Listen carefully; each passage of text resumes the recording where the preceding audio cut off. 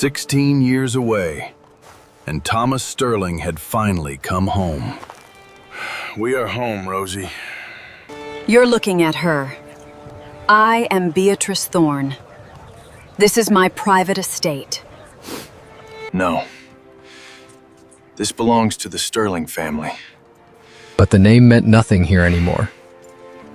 The Sterlings are gone. You're nothing but a beggar with a made-up story. Thomas could endure the insult until he felt his daughter tighten her arms around him. I'm Thomas Sterling, and I have the proof. Thomas Sterling had walked 30 miles through the Montana cold with his 4-year-old daughter asleep on his back. He believed the gates ahead would open for him. Instead, the woman living behind them would call him a beggar and order her men to throw him into the road. Before the following night, however, a poor widow would step between Thomas and those who had stolen his name. She carried no wealth or influence. What she carried was the truth. The wind tore at them all day. It howled through those narrow passes of the Bitterroot Mountains and bit through the thin, frayed wool of Thomas's coat. Thomas trudged up the frost-covered trail, his legs weighted with bone-deep exhaustion. Every step sent a sharp, stabbing pain through his lower back. His boots were worn through to the very soles. He had no money for a stagecoach ride. His hands were calloused and deeply scarred. They were the hands of a man who had broken hard rocks in Nevada. Han had spent long, dark years working in the suffocating silver mines. The fine gray dust of those mines was still heavy in his tired lungs. He adjusted the weight of the small girl sleeping soundly against his shoulder. Her name was Rose. She was his only world. She was only 4 years old. Her golden hair was tucked under a rough woolen cap. Her breath was a faint, rhythmic mist in the freezing mountain air. It was October of 1888. Below him, the Bitterroot Valley had turned to gold. The larch trees burned bright orange against the dark, silent pines. At the end of the trail stood the tall wooden gates of High Willow Ranch. They stood like silent sentinels guarding his old land. "We are home, Rosie," he whispered. His voice was raspy and cracked from the dry, biting cold. He pressed his stubbled cheek against her soft, warm hair. The child did not answer him. She did not wake from her exhausted slumber. She only tightened her small arms around his sun-browned neck. Thomas looked toward the distant, purple horizon. He had left this valley 16 years ago. He had been barely 20 then, full of fire and foolish dreams. Now he returned as a weary widower, carrying his daughter and the last of his memories. At last, he reached the gates of High Willow Ranch and stopped to catch his breath. The wooden sign above the entrance caught his tired eye. It had been repainted in bold gold and black letters. The lettering was sharp and painfully elegant. It looked expensive. It looked like it belonged to a wealthy king. Thomas felt a sharp, stabbing pang of confusion in his chest. This was his father's land. He knew every curve of these rolling, grassy hills. He knew the way the shadows fell across the creek at high noon. This was the land where he had learned to ride his very first pony. This was the land where he had buried his beloved parents. They lay under the old, gnarled oak tree on the ridge. He pushed the heavy wooden gate open. It creaked with a long, mournful sound. It sounded like a memory being dragged across the gravel path. He walked down the long, winding driveway. The white gravel crunched loudly under his worn boots. Then he saw the main house and stopped dead in his tracks. The humble cabin of his childhood was completely gone. In its place stood a grand 2-story house of white timber and mountain stone. Smoke rose gracefully from 3 large stone chimneys. It was beautiful, expensive, and completely unfamiliar.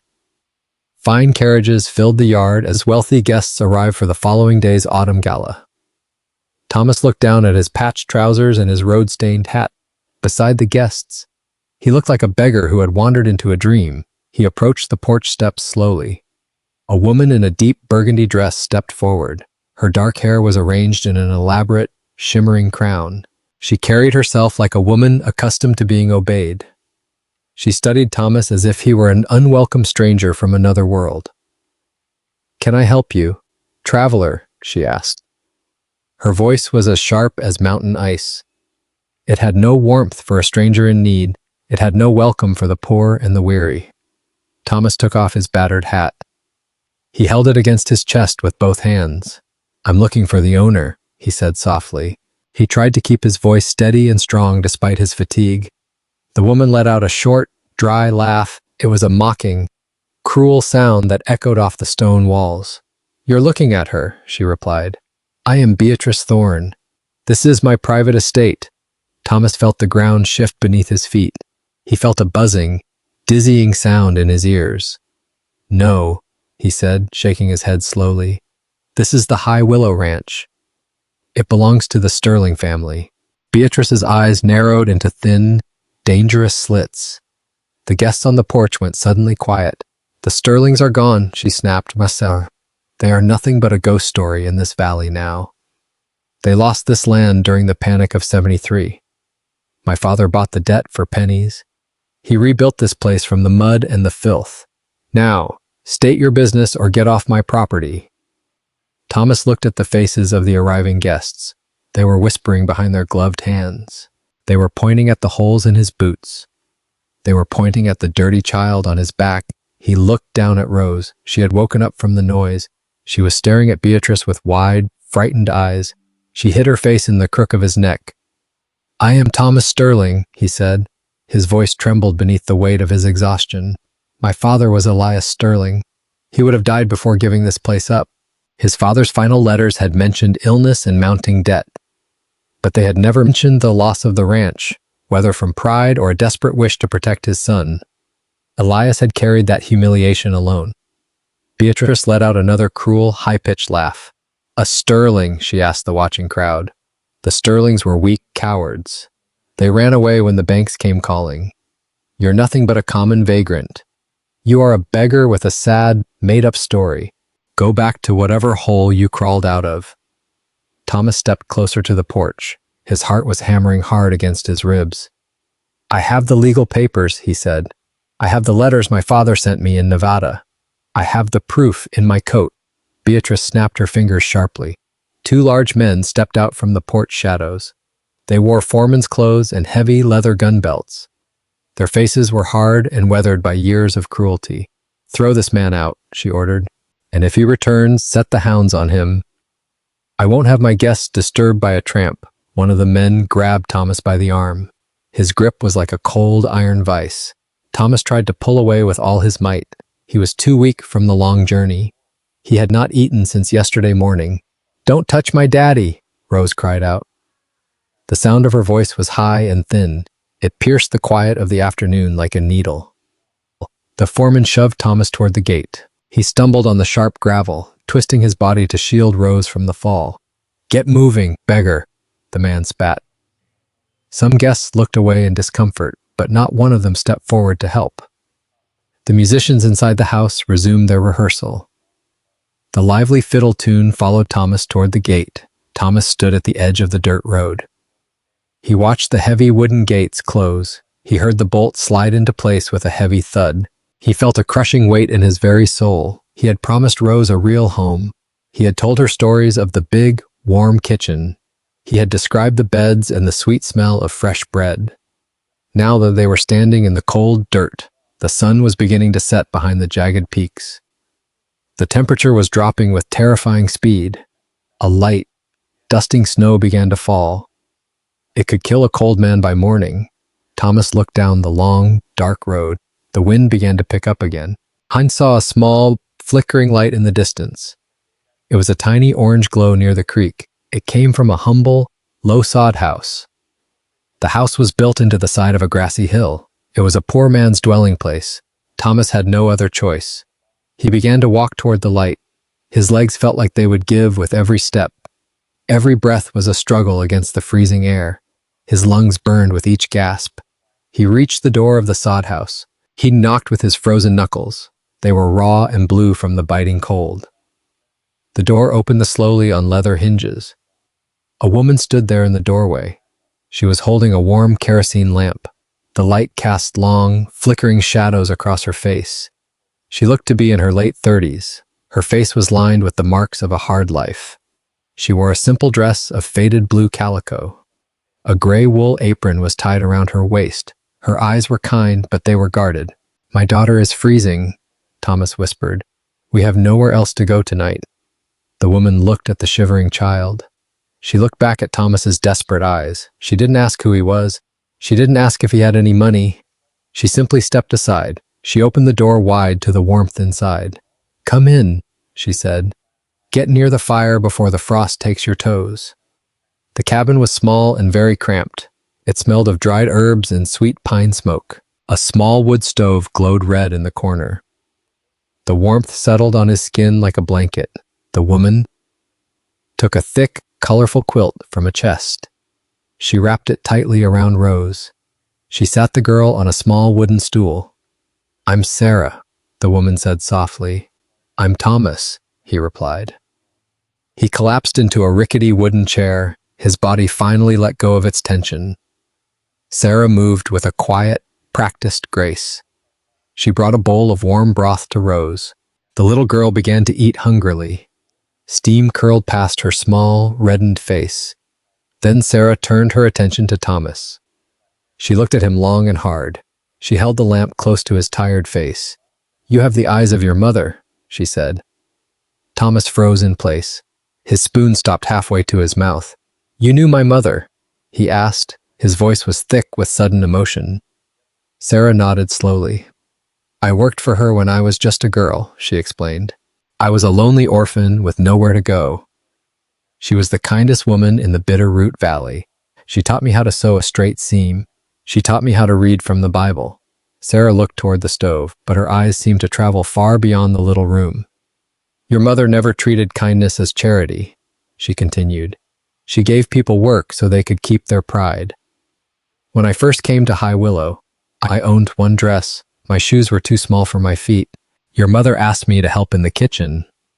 At the end of my first week, she placed 3 coins in my hand and told me I had earned every one of them." Sarah smiled at the memory. "I had never earned anything before. I slept with those coins beneath my pillow. They made me feel as though I belonged somewhere." Thomas lowered his eyes.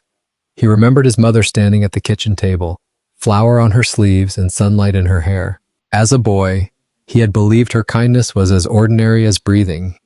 Only now did he understand how rare it had been. "She never told me about you," he said. "She never spoke of kindness as though she deserved praise for it."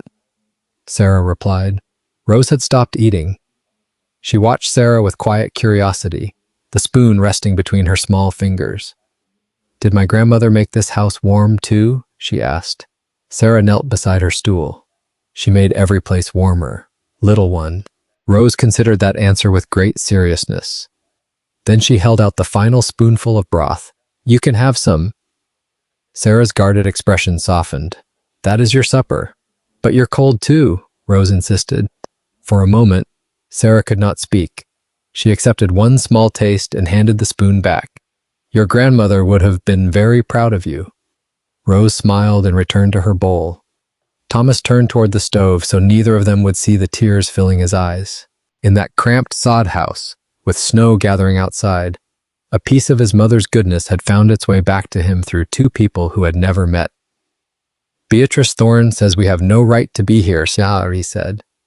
He looked at the small fire in the stove. Sarah's face hardened at the mention of that name. "Beatrice Thorne is a thief," she said quietly. "She and her father cheated everyone they could. They hired expensive lawyers from the city. They used the big banks to steal the deeds. They waited for the hard winters to strike the poor." Thomas looked at his scarred, dirty hands. "I have nothing left, Sarah," he admitted. "I spent every cent I earned in the mines to get here. I thought I was coming home to a legacy. Now I'm just a man in a sod house." As the creator of this story, I find this moment difficult to dismiss as merely frontier history. Even today, rising housing costs leave many American families carrying the same fear. Thomas carried the fear that one setback could take away the place they call home. But in that little sod house, Thomas was about to discover that one honest person could still change the course of a family's life. Sarah walked over to an old wooden trunk. It was tucked in the dark corner of the room. She knelt down on the cold dirt floor. She pulled out a small, leather-bound box. It was worn and blackened by time. She brought it over to the small table. She set it down between them. My husband was the town clerk, she said. He was a good man who believed in the law. Before he died, he discovered what the Thorns had done. He found forged signatures and altered entries in the county ledgers. He made certified copies of the altered ledger pages before the originals disappeared. Sarah rested one hand on the leather box. He entrusted these records to me because he knew the former sheriff was in the Thorns' pocket. The county judge at the time was a cousin of their family. Thomas looked from the box to Sarah. Why did you risk keeping them? Because your mother gave me a life, she answered. I tried twice to send the evidence to the territorial court in Missoula. Both petitions disappeared before reaching a judge. After my husband died, I learned that speaking too loudly could cost me my home or my life. So I kept the records hidden and prayed that one day a Sterling would return. She opened the box with a clicking sound. Inside were several folded pieces of parchment. They were yellowed and very fragile. They smelled of old dust and desperate hope. These are the original surveys, Sarah said. And this is the most important part. She held up a thick parchment document bearing a wax seal. This is the trust instrument your father signed. He didn't sell the land to the Thorns, Thomas. He placed it in a trust for his only son. He knew the banks were coming for him. He wanted to protect your future. The Thorns just hoped you would never come back. They hoped the silver mines would swallow you whole. Thomas reached out with a trembling hand. He touched the rough surface of the paper. For the first time since reaching the valley, hope stirred inside him. Rose yawned and leaned her head against his leg. The warmth of the fire had made her very sleepy.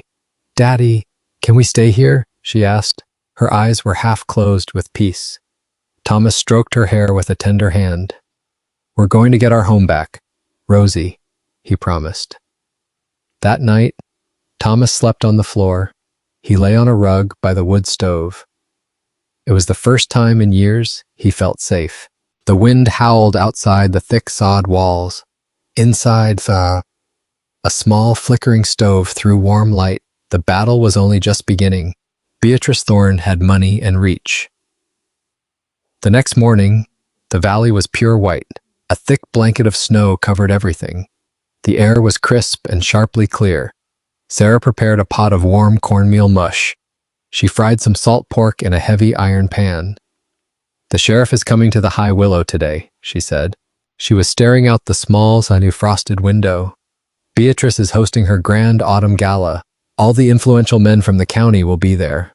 Thomas stood up and straightened his back. He brushed the dust from his worn jacket. Then that is where we will go, he said. His voice was cold and very determined. Sarah looked at him with worry in her eyes. They have guns, Thomas, she warned. They have men who are paid to be cruel. Thomas looked at Rose. She was playing with the small rag doll. Sarah had given it to her that morning. I have to do this for her, he said. She deserves to grow up on her own land. Sarah reached out and took his hand. Her grip was surprisingly strong.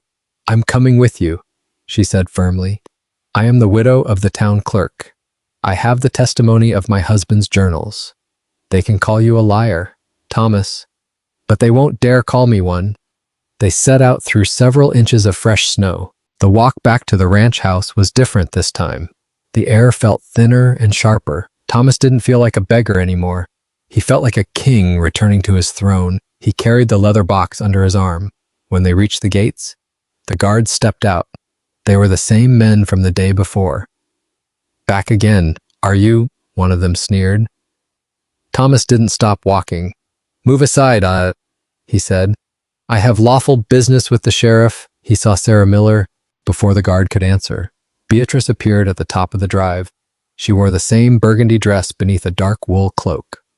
As she reached the gate, she leaned one shoulder against the wooden post. She folded her arms.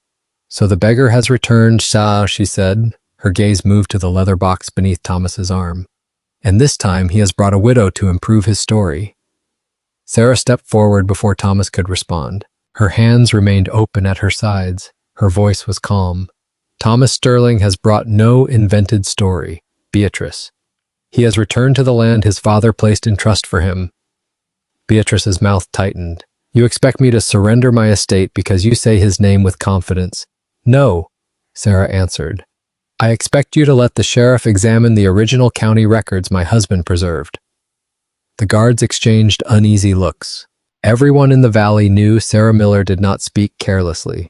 Beatrice lifted her chin, her arms remained folded, but a flicker of concern passed through her eyes. If your papers are as genuine as you claim, you may present them inside, and when the sheriff declares them worthless, I want both of you removed from my property. Sarah looked at Thomas. There was no fear in her expression. Then let the truth decide who leaves, she said. Beatrice turned sharply and walked toward the house. The guards stepped away from the gate. Thomas walked through the gate beside Sarah without another word. Together, they followed Beatrice toward the mansion. The house was filled with the sound of music. The ballroom was a sea of silk and lace. Beatrice Thorne stood beside a man in a lawman's uniform. A silver star was pinned to the sheriff's coat. The music stopped abruptly as Thomas and Sarah entered. Beatrice moved quickly to the sheriff's side. These are the people I warned you about, she said. They claim this ranch belongs to a family that vanished 15 years ago. The sheriff stepped forward and studied Thomas. Then his attention shifted to Sarah. I know Sarah Miller, he said. What evidence have you brought? Sarah stepped forward, her head held high. I'm here to witness the truth. Sheriff, she said, this man is Thomas Sterling. He is the rightful son of Elias Sterling, and he holds the original trust instrument proving the ranch could not legally be sold without his consent. The room went deathly silent. Thomas pulled the parchment from his inner pocket. This is the original trust instrument, he said to the sheriff. It was witnessed by the town clerk. It says the land cannot be sold without my consent. I am the legal heir. The sheriff took the yellowed paper. He adjusted his spectacles with a frown. Just a moment, the sheriff muttered. This seal, it's the old county seal. It's authentic, Beatrice's voice sharpened with panic. It's a forgery, she cried. Thomas looked at her with quiet resolve. The bank records your father faked, he asked, the ones Sarah's husband wrote about in his journal. The guests began to murmur. The sheriff looked at Beatrice. I'm taking these records to the territorial judge in Missoula, the sheriff said. Until the court examines them, nothing leaves this property. No cattle, furniture, money, or legal records are to be removed. Beatrice stared at him in disbelief. You cannot seize my home because of one beggar and one bitter widow. I'm not seizing it, the sheriff replied. I'm protecting disputed property until a judge determines who owns it. He assigned 2 deputies to guard the study and the ranch office. Thomas, Sarah, and Rosa returned to the sod house that evening. For 3 long weeks, Thomas repaired fences for neighboring ranchers while he and Sarah waited for the court's decision. He told Rose no more promises. He had already broken too many. Each morning, Thomas left Sarah's house before sunrise. He repaired fences, cleared frozen wells, and cut firewood for ranchers who remembered the Sterling name, but did not yet know whether to trust the man carrying it. Some paid him with coins, others paid with flour, dried beans, or strips of salt pork. Thomas accepted each payment without complaint. He had learned in Nevada that pride could not feed a child. Every evening, Rose waited beside the frosted window for his return. She never asked whether the ranch belonged to them. Instead, she asked whether he had eaten and whether his hands were warm. Those questions hurt more than the ones about High Willow. Sarah noticed the cracks deepening across Thomas's palms. One night, she placed a small tin of salve beside his bowl. My husband used this after long days with the county ledgers, she said. Thomas rubbed a little into his skin. You have already given us more than I can repay. Sarah shook her head. Kindness is not a debt, Thomas. Your mother taught me that. The legal weight tested more than his patience. Rumors moved through the valley. Some people said Thomas was an impostor who had found an old family name. Others claimed Beatrice would purchase another judge before the documents reached Missoula. At the general store, a man Thomas remembered from childhood refused to meet his eyes. But an elderly rancher named Amos Bell quietly placed a sack of oats on Thomas's wagon. Your father carried my family through the winter of 70, Amos said. If you are Elias Sterling's son, you will do the same for someone else one day. Thomas tried to pay him. Amos closed Thomas's fingers around the coins. Let the court decide the land. I have already decided the kind of man you are. That evening, Thomas brought the oats to Sarah's house. Rose helped him feed the tired bay horse. The animal nudged her shoulder, and she laughed for the first time since they had reached the valley. Thomas looked across the yard at Sarah. She stood in the doorway with the lamplight behind her, for one dangerous moment. He imagined that the little sod house was enough. Then he remembered the promise he had made beside Mary's grave. Rose would have land beneath her feet and a roof no one could take from her. He would wait as long as the truth required, but he would not walk away again. Then, on a cold November morning, a deputy rode to Sarah's door with a sealed judgment from Missoula. The trust instrument was valid. The bank transfer had been fraudulent. High Willow Ranch legally belonged to Thomas Sterling. Thomas stood silently in the snow, unable to speak. Rose tugged at his sleeve. "Is this our home now, Daddy?" Thomas picked her up and held her very tight. "Yes, Rosie," he whispered into her ear. "This is finally our home." Sarah agreed to manage the household through the winter, while Mrs. Bell, an elderly neighbor, occupied a room beside hers. Thomas, Sarah, and Rose worked together to bring life back to the vast house. Beatrice had taken the furnishings her family could prove they had purchased. Most of the paintings, silver, rugs, and fine furniture were gone. The hired servants had left with her. Thomas worked from dawn until the stars came out. He fixed the leaking roofs. Sarah took over the empty kitchen. She scrubbed the floors until they shone. Each evening, Sarah led Rose upstairs and tucked her beneath the quilt. Thomas would remain by the parlor fire, listening to their soft laughter above him. For the first time since Mary's death, he was not afraid of tomorrow. Rose began following Sarah from room to room. She carried folded cloth to the sewing table. She counted potatoes beside the kitchen stove. Sarah never asked the child to call her anything but Sarah. Sarah never tried to replace the mother Rose had lost. Instead, she told Rose that a heart could remember one person without refusing to love another. One winter night, a storm rolled down from the mountains. The wind struck the shutters, and Rose woke crying from a dream about the mining camp. Thomas reached her room first. She clung to him and begged him not to leave again. "I'm right here, Rosie," he whispered. But the child continued to tremble. Sarah appeared in the doorway, carrying a lantern and the unfinished log cabin quilt. She sat beside Rose and wrapped the quilt around all three of them. "No one is leaving tonight," she said. Rose reached for Sarah's hand beneath the blanket. "Did you ever have bad dreams?" "I did," Sarah answered. "What made them stop?" "They did not stop all at once. But little by little, I learned that morning always came." Rose rested her head against Sarah's arm. "Will morning come here too?" Sarah looked across the child at Thomas. "It already has." They remained together until Rose fell asleep. Thomas carried her back beneath the covers, but she refused to release Sarah's hand. Sarah stayed beside the bed. Thomas stood in the hallway, listening as she hummed an old hymn his mother had once sung. The melody returned memories he had buried beneath years of mine dust and grief. He remembered Mary holding their newborn daughter. He remembered the promise he had made when fever took her. For so long, Thomas had believed keeping that promise meant surviving alone. Watching Sarah beside Rose, he understood that love was not a betrayal of the dead. It was how the living honored them. The next morning, Rose placed 2 bowls on the breakfast table. Then she looked at Sarah and added a third. It was a small gesture, but Thomas saw Sarah turn away to hide her tears. One night, Sarah was working on a quilt. "My mother used to make those," Thomas said softly. Sarah rested a kind hand on his shoulder. "You've carried too many ghosts, Thomas," she said. Thomas lowered his head, and for a long moment, neither of them spoke. She let him speak his grief out loud. When he finally looked up, there was no pity in her face. There was only understanding, but the valley had not forgotten the thorns. One morning, Thomas went to the barn. His best workhorse was missing. The stall was empty and the gate was kicked in. A few nights later, someone set fire to the hayloft. Thomas suspected Silas Thorne, Beatrice's younger brother, but he had no proof. Silas had remained in the valley after Beatrice left, and his anger toward the Sterlings was no secret.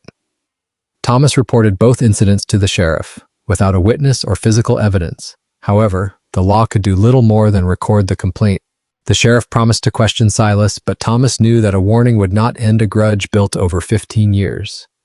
He began checking the locks before dark. He kept the lanterns away from the hay and made certain Rose never crossed the yard alone. Sarah noticed every precaution. "You cannot guard every wall by yourself," she told him one evening. "I guarded Rose alone for 4 years." "And nearly worked yourself into the grave doing it." Thomas looked at her across the kitchen table. "Are you asking me to hide? I am asking you to trust the people who care whether you return." The words settled heavily between them. Thomas had spent so many years protecting others that accepting protection felt like weakness. Sarah seemed to read the thought in his face. "Being loved does not make a man weak," she said. "It gives him more reasons to come home." The following morning, they found boot prints near the barn. One heel carried a narrow triangular cut. Amos Bell recognized the mark. Silas wore boots repaired with a piece of iron shaped exactly that way. It was not enough to prove the theft or the fire, but it was enough to confirm Thomas's suspicion. That afternoon, Sarah saw Silas watching the ranch from the tree line. He disappeared before Thomas could reach him. The house grew quiet after sunset. Even Rose sensed the danger and kept close to Sarah.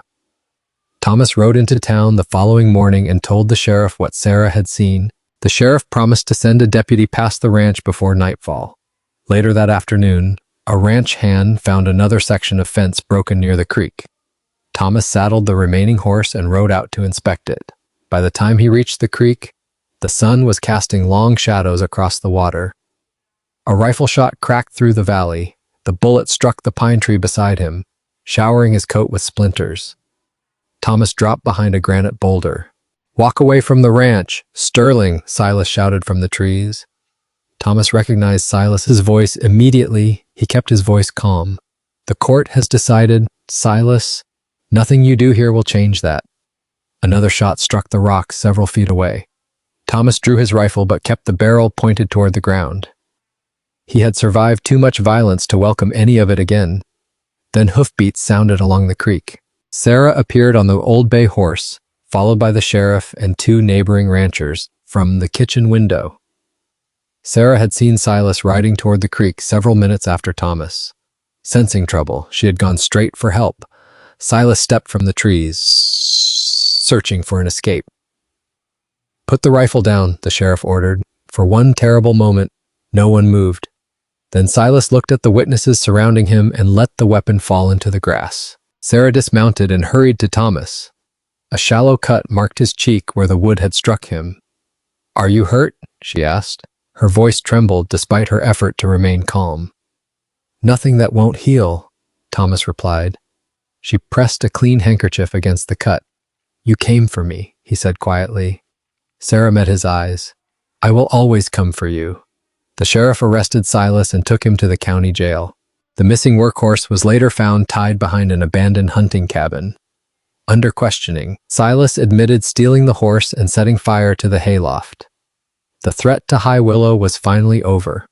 That night, Thomas and Sarah sat beside the parlor fire. Neither spoke about how close they had come to losing one another. Sarah rested her hand beside his. Thomas gently closed his fingers around it. For the first time, neither of them pulled away. Several weeks later, the last of the winter snow began to melt from the southern fields. Thomas found Sarah beneath the old oak tree, repairing the hem of Rose's coat. He took her work-worn hand in his. "I once believed coming home meant reclaiming this land," he said, "but home is where you and Rose are waiting for me." Sarah's eyes filled with tears. Thomas lowered himself onto one knee. "Will you help me make High Willow a home for the rest of our lives?" Sarah smiled through her tears. "Yes, Thomas," she whispered. "I believe we already have," week before the wedding. Sarah finished a small quilt for Rose. The child held it against her chest and traced the colored squares with one finger. "Will you still tuck me in after you marry Daddy?" she asked. Sarah knelt before her. "Every night you'll let me." Rose studied her face with solemn blue eyes. "Then may I call you Mama?" Sarah tried to answer, but the word became a quiet sob. She pulled Rose into her arms and held her close. from the doorway. Thomas covered his mouth with one hand. For once, he did not hide his tears. In the spring of 1889, the flowers bloomed. The Bitterroot Valley was a sea of blue and gold. Thomas and Sarah were married at last. The ceremony was held under the old oak tree. Even the sheriff brought a wedding gift. As the years passed, the ranch changed. It grew into a place of healing and hope. The Sterlings opened their doors to the poor. They shared their harvest during the lean years. Rose grew up to be a tall, strong woman. She had her father's eyes and Sarah's heart. One day, she found a scrap of burgundy velvet. It was tucked deep in the sewing basket. Where did this come from? Mama, she asked. Sarah looked at the fabric and smiled. It came from a woman who forgot a lesson. Sarah said, I kept it to remember that love always wins. Thomas came up the porch steps and kissed Sarah on the forehead. Rose, now a young woman, leaned against the railing with the unfinished quilt in her hands. The last sunlight settled across High Willow Ranch. Years earlier, Thomas had arrived at its gate wearing broken boots. He had an empty pocket and a sleeping child on his back. He had believed the land was his inheritance. Only later did he understand that the ranch was merely where his true inheritance had found him. It was Sarah's courage. It was Rose's laughter. It was the family they had chosen to become. The evening wind moved softly through the Bitterroot Valley. This time, it did not sound cruel. It sounded like welcome. Thomas reached for Sarah's hand. Together, they watched the lights glow inside the house. High Willow was home, and this time, no one could take it from them. If Thomas, Sarah, and Rose's journey touched your heart, tell us in the comments which moment stayed with you the most. If you enjoy stories of courage, family, and second chances in the American West, please subscribe and join us for the next journey.